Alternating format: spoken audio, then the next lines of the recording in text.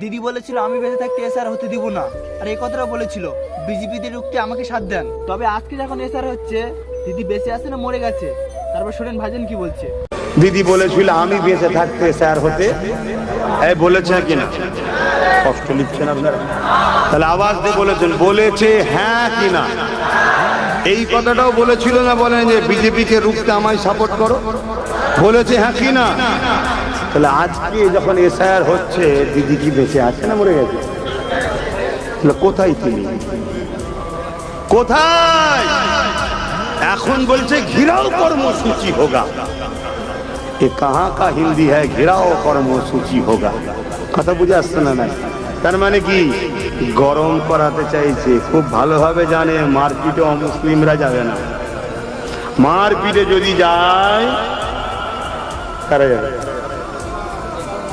এই জন্য হিট খাওয়াচ্ছে।